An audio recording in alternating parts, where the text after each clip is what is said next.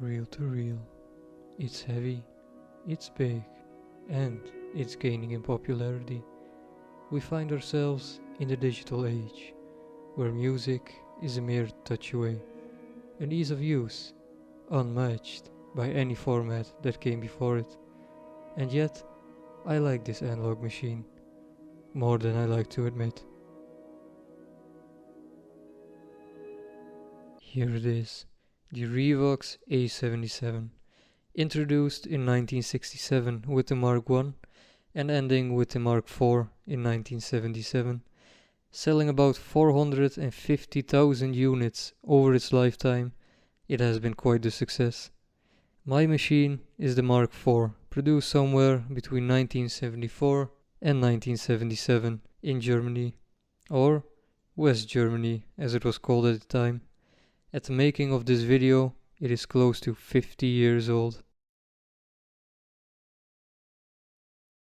The Mark I initially released in 1967, superseding Revox's previous tube deck, the G36.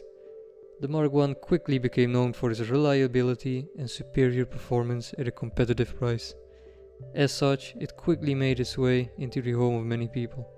However, it also saw popular usage in professional settings such as radio stations and studios. It was also highly customizable, as Revox would let the customer choose between two speeds, as well as optional inbuilt speakers, allowing it to be used as a quote-unquote mobile device. With its brushed aluminum front plate, it is instantly recognizable as the Mark I. Launched in late 1968, the Mark II superseded the Mark I. Cosmetically, it looked nearly the same, its only difference being the tape transport. This version introduced a spring-loaded tensioner arm, which made spooling the tape much smoother, and that was the only difference between this model and the previous one. The Mark III launched in 1971 and spouted the biggest differences. The faceplate changed from a smooth aluminum finish to all black. For the first time, it got permanently illuminated VU meters.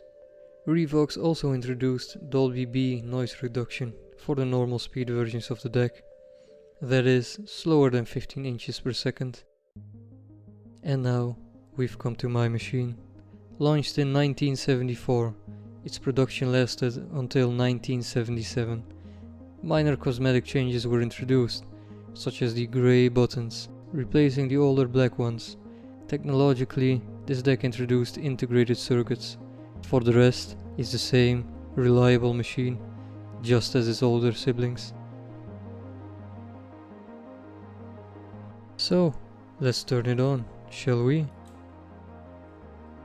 As with older equipment, the Revox produces a loud bang when turning it on or off.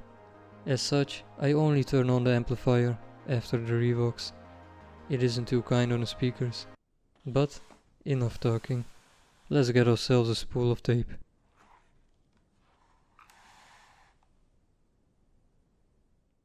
Threading the tape sometimes can be tricky. Most reel-to-reel machines have the same idea, but some minor differences might occur. Fixing the tape on the take-off spool is especially tricky. You want the tape to be secured firmly, but not too firm for the machine to rip it apart at the end.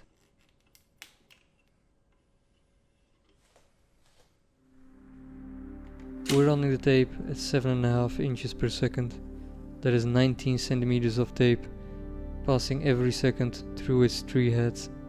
With this 550 meter reel, it gives us around 48 minutes of music per side. At a slight loss of fidelity, we can run the tape slower, 3/4 of an inch per second, or 9.5 centimeters per second. The slower speed will slightly increase tape hiss and decrease the highs from 20 to 16 kHz. But this model is special. It has Dolby noise reduction. It will bump up the mids slightly during recording, bringing them down to a normal level during playback. As such, it effectively reduces tape hiss. It's quite an handy feature when recording on the slower speed. The upside, however, is more recording time, We can now record up to 96 minutes per side.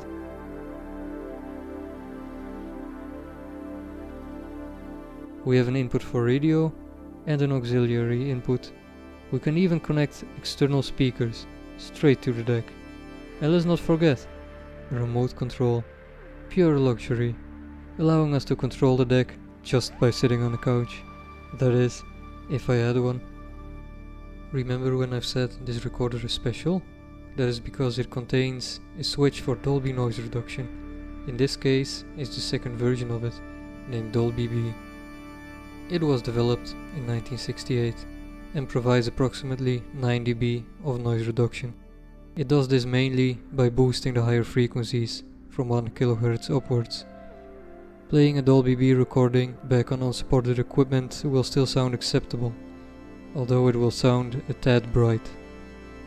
I must admit, I don't use this function at all. On faster tape speeds, I'm not bothered enough by the tape noise, and I don't really record at 3 3/4 inch per second. But it is a standout feature of this machine. That's why we see these calibration knobs, where normally 2 different buttons would appear. Currently I'm playing a 10.5 inch reel, or 26.5 centimeters. At the fastest speed of 7.5 inches per second, it can record about 96 minutes of audio per side. That gives a total of 192 minutes, 3 hours and 10 minutes. Quite impressive. I also have this smaller 7 inch reel, about 18 centimeters. Containing about half of the tape as its bigger brother, it can still record 48 minutes per side, giving us a total of 1 hour and 36 minutes of playing time at 7.5 inches per second. Slowing it down will net us 96 minutes per side, totaling 192 minutes. 3 hours and 12 minutes of audio on such a small reel. Quite impressive.